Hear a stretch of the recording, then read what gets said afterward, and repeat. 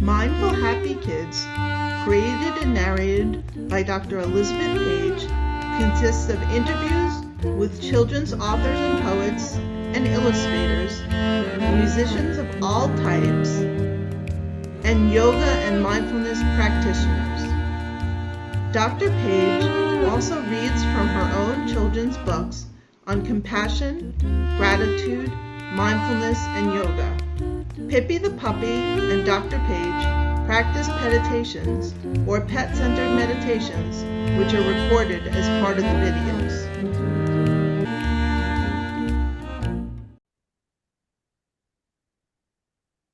No, I have to. Great. Hi, MarissaMoss. Welcome. Thank you. Welcome. I'm glad to be able to meet with you. Yeah, ever since I saw you present at the Berkeley Book Festival? Yes, I think you're just supposed to say Bay Area Book Festival, but it was in Berkeley. Yes. Once upon a time it was in San Francisco, but now it's moved to Berkeley. Absolutely. Yes, I've been waiting to have you on the podcast. This is fantastic. Now, you write a whole host of different kinds of books. You write narrative, prose, just typical prose. You write graphic novels. You write hybrid. You write historical fiction. You write historical novels. You just write the whole gamut of stuff. And picture books. Picture books. Yeah, picture books to YA. I span. Yeah, it's fantastic. It's just being immersed in your work for the last month has been really fascinating. So why don't you take a few minutes to introduce yourself? Well, you could probably see behind me, that's my drafting table, because I started basically wanting to be an illustrator. Long time ago, I didn't think I could write. Thought writing was too hard. I thought I could illustrate, although illustrating is very hard. And this was back in the medieval times when there was no internet, and I would take my portfolio to New York twice a year to meet with art directors and show them my work. And they would say, oh, we like this, but we don't have the right story for you yet. And so I finally thought, okay, I'm just going to write my own story. And that's how I actually got my first book when a publisher that I'd never bothered to visit because they weren't in New York, they were in Boston, but I'd sent them samples, again, the old-fashioned way through the mail. And they approached me about illustrating a book. And I said, yes. And while I was illustrating it, I sold them my first picture book. And that's how I got started writing and illustrating. So my first book was something I illustrated, written by somebody else. Then I was writing and illustrating. And from there, I moved on into middle grade, exploring all different kinds of genres. So some books are completely fiction. Some books are based on my life, like the Amelia's Notebook series and the new Talia's Codebook from Athletes series. And then some are historical, completely nonfiction, for which I do a ton of research. So I like that it uses different parts of my brain, and I get to do different kinds of travel in a way, historical and personal, and discover different things as I'm writing. The point is that you're always growing, you're always learning, you're always, I hope, getting better. That's what I want. And you have such an energetic brain. It's I always just reading your stuff gave me energy. So I can just imagine how your brain just must be so energetic. Yes. That's a nice way to So say can it. you talk a little bit about the different genres for the different age groups? Like for example, when would a hybrid book be good for chapter book kids? Well, the hybrid books like Spying on Spies, these are basically middle grade, or The Woman Who Split the Atom. And it's hybrid because the first couple of pages of each chapter is prefaced with a graphic novel page, and then it goes on to prose with short chapters. The I have to say, some books I have done two versions of. I've done a picture book version, and then I've done an older middle grade or YA version, because it's a nonfiction person that I think is such a juicy subject. I wanted to get their story out in both ways. So I can pick one event for the picture book version and then the whole bigger life for the middle grade or YA. So it depends on my audience, what story I'm trying to tell, what method I'll use. And for example, right now I'm working on another, I thought it was going to be like this, It's about a woman astronomer from the early 20th century, and I thought it would be graphic novel pages with short prose chapters, but I think it's going to have more art even within the chapter, some line art, so that I can bring more art into it. Because I was just at Children's Institute, this big bookseller conference, and middle grade kids are struggling right now because the pandemic was not good for their reading skills. And they're wanting shorter books and books with more art. And for that, I say, hooray, I love drawing. I'm happy to put more art in a book. And any excuse I can get to put more art in a book, I will take. So, because I think we comprehend the world differently, both in words and in pictures. And I don't think words are more valuable than pictures, although as a culture, we tend to prioritize words. I think kids are smart and they know images matter. And ancient cultures knew images matter. And believe me, advertising and the internet know that images matter. So I'm happy to convey a lot of information visually. You can say a lot in a picture that takes tons of words to describe when one picture can do it in an instant. So I like being able to use both tools. It's amazing. It is just, I mean, the way that you were able to take each of these different kinds of books and portray them in specific ways was just incredible. And we'll go through what we're going to do for the interview. I think because it's such a mishmash of stuff that you do. I know. There's a lot of it. We're going to Mess. go through each kind of book that you did one Okay. by one and talk about them. Yeah. And then we'll sort of go back and talk about it overall. Okay. So let's start with the Amelia series. All right, Since then. that was your I'm gonna grab it. I'm gonna grab some Amelia books then. great. See if I can show different things. Or you started with picture books. You want to start with picture books? Well, no, it's okay. I mean, we can do whatever. But okay, so here's the Amelia books started out because they're based on my notebook that I had when I was a kid. So that composition book feel, I wanted kids to have the feeling as if they were looking at a real kid's notebook.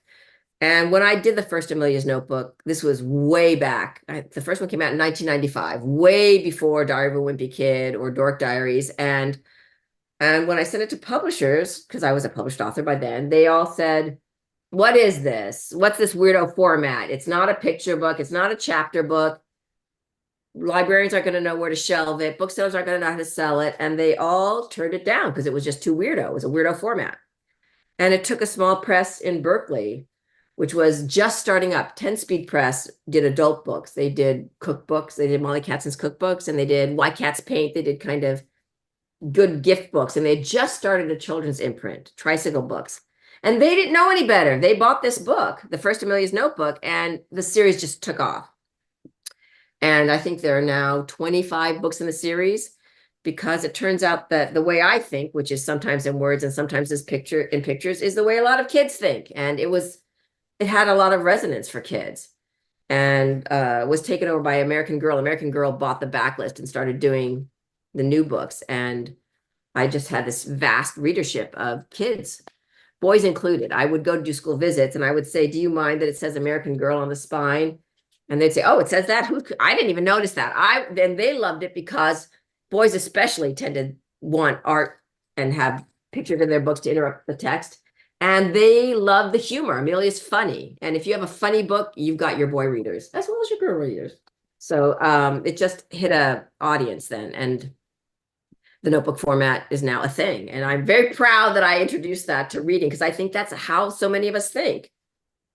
Well, I also think it's great that you brought kids, you engaged kids through pictures, but you included words for them to read. Right. So they were getting both parts of their brain enacted. Exactly. And with Amelia, one of the things I wanted to show kids is, I mean, Amelia is a perfectly ordinary kid. Nothing extraordinary at all happens to her. It's just her point of view that makes it an interesting story.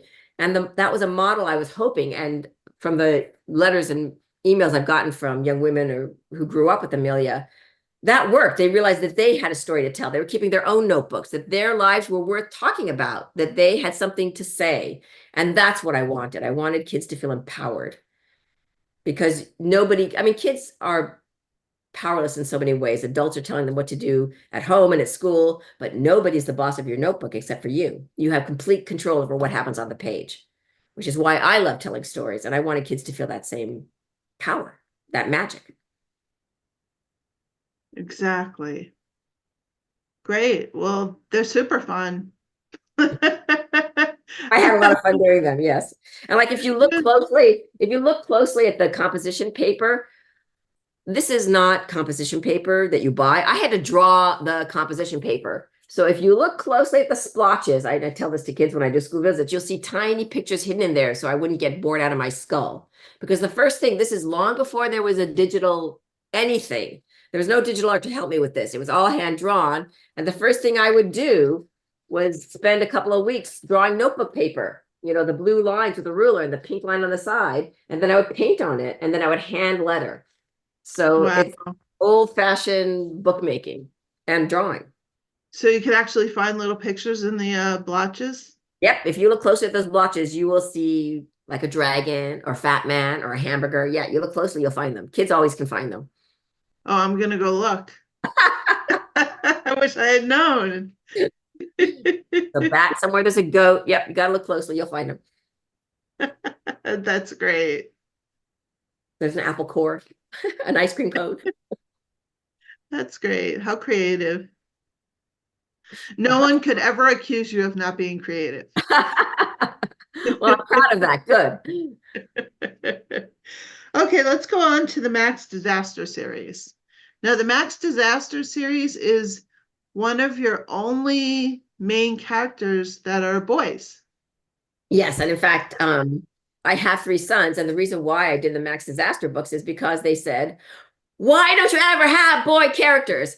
And the reason, to be honest, I didn't have boy characters when I started out is because when I started out back in the dark ages, children's books primarily had boy characters, and there were very few girl characters, and I felt there's certainly very few girl characters of color, or there's nobody of color, and I felt very unseen and invisible. So I wanted my characters, my early books have, some of them are mouse characters, so I could just get rid of thinking about different racial whatever, but early books have Latina, Black characters. And this was, again, way before diversity was a thing, just because I felt that was important. But because I had 3 sons, I wrote Max and very much used their interests. So Max is like Amelia, only he's doing experiments and inventions, some of which are inventions that you could never actually make, like robot parents. And some of them are experiments you actually could do, like what happens when you microwave a marshmallow. So it's a blend, and it's also his life. So it's like Amelia, it's a kid putting down his thoughts in a notebook and trying to control things that are uncontrollable, but adding fun experiments and inventions and a lot of humor as well. Yes, it was super funny. I was like, where did she get this from? Well, Alien Erasers, because there are the Alien Erasers that are part of Max. I have to give my son credit for that. My middle son came up with those, and he wanted to get the royalties. And I said, you're getting fed and housed. You're making your money off these books other ways, so don't worry. I want credit for that. I bring my dog into Petitations, which is my pet centered meditations that I do online. And I always say, you know what? You want to earn your keep? You still want to be fed farmer's dog? There you Stop go. looking bored. Stop looking bored. Look calm and at rest. Calm and excited, not bored. He can't get he just like, France, there you go. Okay, now we're going to move from the chapter books. Oh, you want to talk a little bit about the picture books? Well, I mean, again, they're often things like this, Mighty Jackie, the Strikeout Queen. These are the picture books are almost all nonfiction, and they're all about women that you should know about, but don't.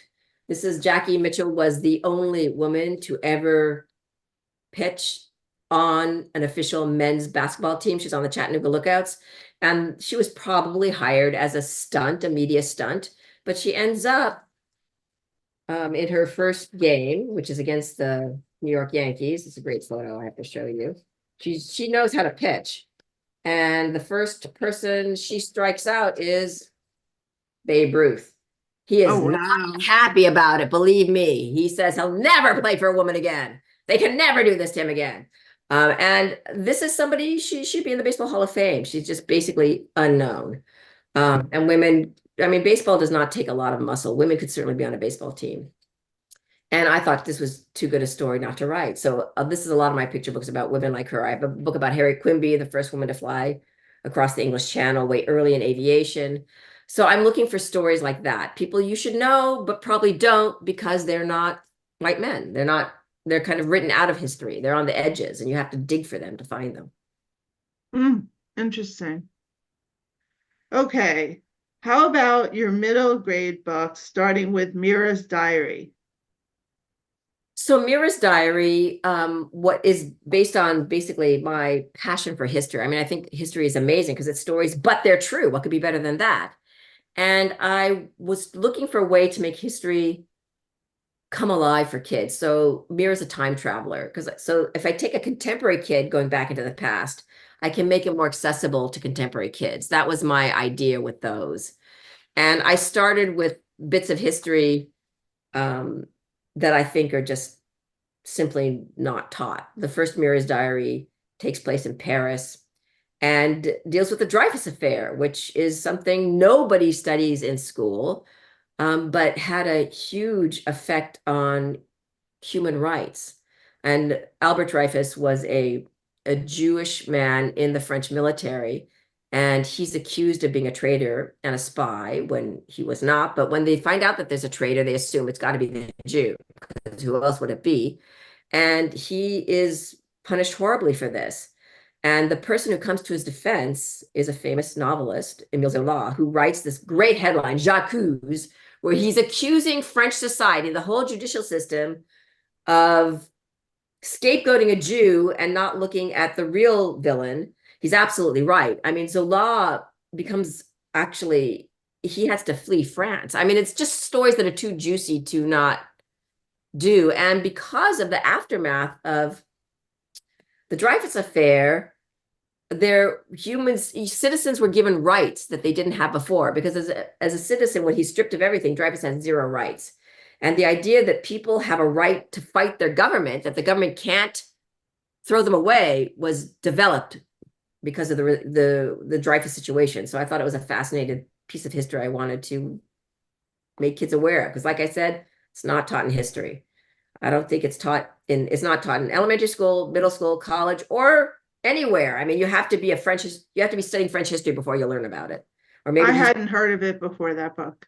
yes, exactly. You know, my point exactly. No one's heard of the Dreyfus Affair, and you should have. I mean, if you were a French kid, you would know about it because it's part of their history. But it should be, as citizens of the world, we should know about these things. How about London? And for London, that's a lot of the history of the women who are fighting for the vote and for equal rights. And again, that's not history. We are taught a little bit about suffragettes in America, nothing about them in England. And it's astonishing how late America was to grant women suffrage. Not quite as late as, Paris. I think some Sweden or Switzerland were super late, but still, we were not very egalitarian to women for a very, very, very, very, very long time. How about Rome? And Rome, because, well, I love Rome. And I actually wrote a book about Caravaggio, who makes an appearance in Rome. But Giordano Bruno is another person nobody knows about. Everybody knows about Galileo, but they don't know about Bruno is the only other important heretic who's burned at the stake for suggesting that there are other worlds, other lives out there. And it's, again, just too juicy a story not to let people know about. It's astonishing, like I said, what is not taught in world history. And one more in the series, the San Francisco Bay Area. Yes, exactly. And that I had a lot of fun because I live in the Bay Area and I've been wanting to write about Mark Twain or use him in a book for a long time. I had so much fun doing research for that. It was just a blast. And I live in Berkeley, and University of California, Berkeley has Mark Twain's whole collection. It's astonishing. It's just you take this deep dive into research, and the problem is any historical writer or nonfiction writer will tell you is you can get lost in the research. And you at some point you have to say, I'm stopping research, I'm gonna just write. I'm gonna stop, I'm gonna write. Because there's always more to learn, and you're just so eager to know as much as you can. But that was a lot of fun. Do you want to take us through your research process for these books? Well, each book is a bit different, but I can tell you that for example, The Woman Who Split the Atom, this book is about Liz Meitner, who discovered that the atom could be split, which was thought to be impossible. And in fact, the Nobel Prize gets given to, shocking of all shocks, her male partner, Otto Hahn, who didn't even understand what was happening. He did the experiment, but thought it was a mistake. He couldn't understand the results of the experiment. She interpreted the experiment and figured out what was happening.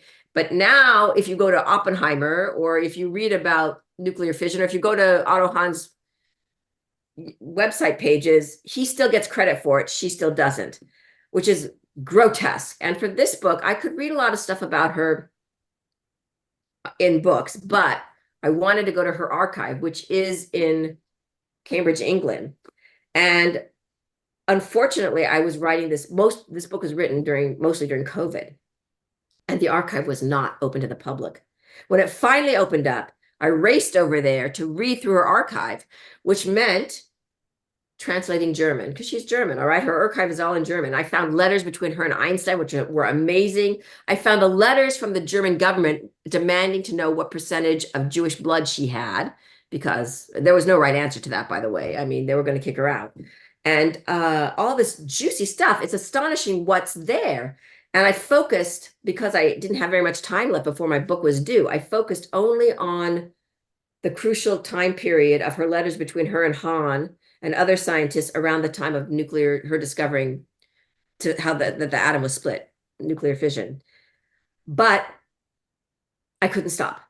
Even after the book was published, I went back and I have now translated 500 pages of her archive from German to English because it wasn't translated. And I found so many juicy things. And I found out why she didn't get the credit for doing what she did was because already, right after it happened, Hahn was already spreading the story that she and her nephew, who helped her with this discovery, who is also a physicist, were stealing this noble German discovery because they were dirty Jews who wanted to make money off of it. And he started that story, and that story is what the Swedes bought when it was time to award the Nobel Prize, which is just grotesque because everybody knew that she had done it. And when the nuclear bomb was dropped, by the way, she was interviewed all over the place, including by Eleanor Roosevelt, because she was called the mother of the bomb. And MGM wanted to make a movie about this. They knew she discovered it, and still the Swedes felt like they could safely ignore her because she was a double non-entity. She was a woman and she was a Jew. You completely erase her, and they do. And she continues to be erased. So I felt like I fell in love with her, which is why I kept on reading her archive even after the book came out. Do I hear more books about her coming out? I hope so. Great. I would love to read them. Yeah, that was a fascinating book. How about there's the Woman Who Split the Atom, and then there's Spying on Spies. And this is the most recent one. And for Elisabeth Smith Friedman, she's another person that you don't know about or hear about. And she's somebody she again was born in the early 1900s and was fighting to have an interesting life as a woman. And she had to fight to get a college education. She had to fight to get any kind of job. She ends up at this millionaire's estate outside of Chicago. He hires her because she's an English major to look for the codes that are supposedly written in Shakespeare's folios. There was a fringe belief that Francis Bacon really wrote these plays, and that if you look through the plays, you'll find a code that tells you Francis Bacon did this. And what she realizes, Elisabeth Smith Friedman, is that there's no such code, but she gets interested in code breaking. And she and the man who becomes her husband, who's also at Riverbank, William Friedman, they start this kind of code breaking department. And in World War I, this is way before, there's no CIA, there's no NSA. All of the code breaking done for the military is done by two civilians in this estate. I thought that's astonishing. And this is stuff that's only recently been declassified. So I could go read her archives, which, like I said, are only recently available. And I thought that's too juicy not to do. So she worked doing this in World War I. Then when her husband is hired by the military, she can't be hired because she's a woman, but she's working for the feds for prohibition. So she's basically reading codes for all the smugglers, because prohibition is the law that says, is the new law, the new amendment that says, no, you can't sell alcohol in America. You can drink it, but you can't sell it. So there are all these, of course, anything that's illegal generates a market of smuggling. And this was Al Capone's big business. And she ends up cracking the codes that gets his brother convicted. So she's actually in danger because she's cracking down on dangerous criminals. And then in World War II, she's cracking codes again. Her husband is working on the Enigma machine for the Japanese. She's working on the Enigma machine for all of South America. And it's incredible the work she does. A lot of that stuff is still classified. You can't read anything. You can't read a lot. You can't read a lot about what she does during World War II. You can read some, but not everything, because for some reason that's still classified. But there are interviews with her. You can read and hear her talking. So again, it was just too juicy not to do. And I love codes and puzzles. And she's not a mathematician. She's a code breaker who solves codes or cracks them by looking at pattern recognition and just a logic. And she's doing this at the same time that Bletchley Park has this big proto-computer, the bomb. And we all know about Alan Turing because he's been written about, and there's movies about him. And he cracks the Enigma machine at the same time she does. He's got the bomb. She's got her brain and a very small staff and paper and pencil.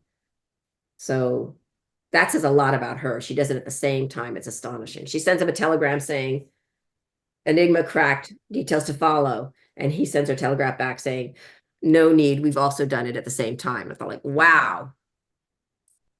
It's a lot about her abilities, doesn't it? And she's also Jewish. She's not Jewish. Her husband was not Jewish. She's not Jewish. In fact, there have been several books that claim she's Jewish. She was Quaker. Her husband was Jewish, and the family changed his name to make him sound American. And he had the very uncomfortable task of being in the military at a time when there were files for Jews. What are they doing? I mean, he was considered suspicious because he was Jewish, but she was not. And she didn't quite understand. She never understood quite why he was so cautious about making waves, but he, as a Jew, was cautious because he didn't want to do anything that would make people think he was suspect. Oh, interesting. Yeah. Yeah. But I think they got along because they were both two outsiders. She is a woman, he is a Jew. They got each other. They really understood each other, and they were an incredible couple. I mean, he never underestimated her. And in fact, when he had his own division in World War II, he hired a lot of women code breakers because he knew just how capable and smart women were. Whereas Hoover at the FBI just didn't allow any women to be hired. There were a few women there when he came into the office, and he kicked them all out. He thought women were just subpar, although he had to enlist Elizabeth's aid many times and treated her terribly because of that. He just didn't give women any credit. That's so interesting. Talia's Codebook Mathletes. So I was working on this at the same time that I was working on Elizabeth Smith Friedman. So I had to bring in codes because they're so much fun. And Amelia, like I think I said before, was basically based on me when I was a kid and the kind of writing and drawing and thinking I did. And Talia is based on the other aspect of me, which was I was a middle school mathlete. And unlike Talia, I didn't have the grit and cleverness to do what she did. So in real life, I was the only girl on the team. And after the first competition, where we went on a bus together, did the competition, came back, and nobody talked to me once. I was completely ostracized by the boys. I quit. I just couldn't take it. And I'm not proud of that. I mean, the adult me is mad at the young me, the middle school me, like, you should have stuck it out. You should have shown them what you could do. So I wrote Talia's codebook as a corrective because Talia shows the boys what girls can do. And so she does what I wish I had done. So I write my books to do that, to kind of make things turn out the way I want them to in my fiction and in my nonfiction, to bring people to the public scrutiny that you should know about. Interesting. Yeah, I wish I should have stuck it out. I also, at that time, girls had to take home ec and boys took shop. I really wanted to do shop. I thought that was more interesting. Home ec I thought was very boring. And I petitioned the principal to let me take shop, and he let me take shop. And the teachers and the boys were so horrible to me. I think I lasted a week and maybe 2. And then I gave up. I mean, they were literally poking and prodding at me with their rulers and their hammers and their nails. I thought, I can't take this. And we'll write a book about that, except for girls don't have to take home ec anymore. It doesn't exist, thank goodness. So I don't need to correct that problem. They've corrected it by not making it mandatory anymore. Do you think there's still a problem with science and math with girls? Oh, absolutely. Yeah, I think girls are still given that subtle or not so subtle message that boys are better at math and science, girls are better at languages. I think boys are also taught they're better at math and science, they're not good at languages, which is also a problem. I mean, we've got this gender bifurcation, which is completely ridiculous. Everybody can be good at math. You just have to be taught it by people who like it. Because I think the real problem with how math is taught is most elementary and middle school math teachers are afraid of math themselves. They don't like math, and the kids get that. They sense it. You need people who really like math and can show kids how it can be fun, because kids like problem solving. They like codes. That's why I put a bunch of codes in here. They like puzzles. Math doesn't have to be a bunch of boring stuff you have to memorize. It's figuring things out. And what I have, so I have Talia starting her own all-girls mathlete team. And one of the first things they do is they go around the room and talk about what they like about math. And there's a cleanness to math. There's a right and wrongness that's very easy, whereas a lot of life is gray and mushy and you don't know what's right or wrong. But math, you know when you're right, you know when you're wrong. And that's satisfying. And I wanted to impart some of that. Interesting. That's great. Okay, let's circle back and talk a little bit more about you.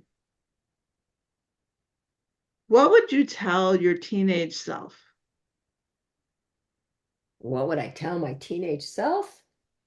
Well, I would have told my middle school self, don't give up. But my teenage self, I don't know. I think it's good to make mistakes. I think the mistakes I made as a teenager, those are good things to make. You're trying to figure things out. It's better not to know exactly what's going to happen. I think that's part of the discovery. I mean, I was a complete, utter nerd, and that's okay. There's a place for nerds in society. I was a nerd too. I was a nerd. My brother was a nerd. Our friends dated each other. We used to have parties. You grow up and you find there's a place for nerds, you know? We used to have parties at our house, and they'd see the nerds hooking up, and yeah.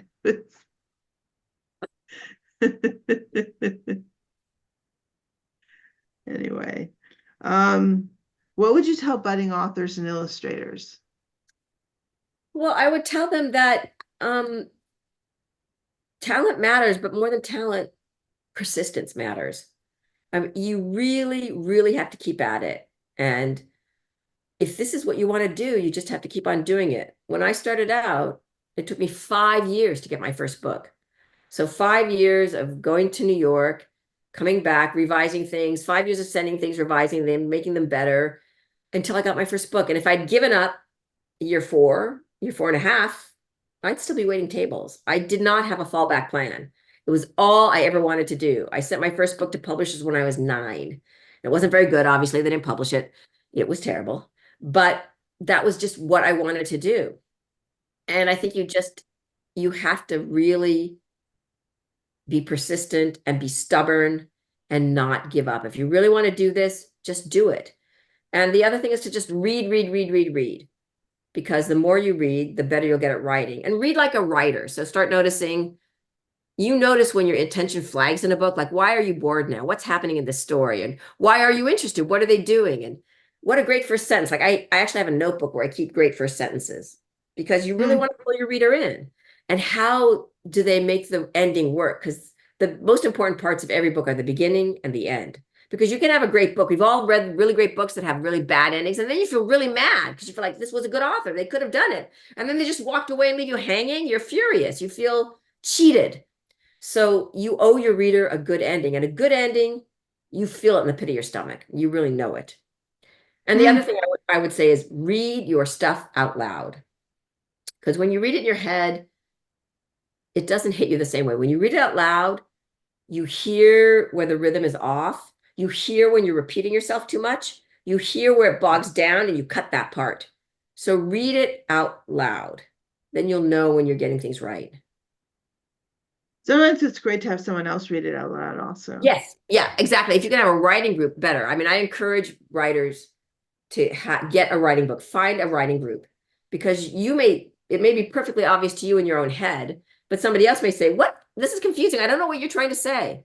Everybody needs a writing group. And I'm still have a writing group. I'm very lucky. I have a very good writing group of very, very good readers and writers. That's great. What's on your front burner? What's on my front burner? Well, right now, actually, I'm working on, I usually am juggling a couple of things at once. And one is, let's see, this book. Okay. I wrote this book I wrote, oh, a long, long time ago, Sky High, the true story of Maggie G.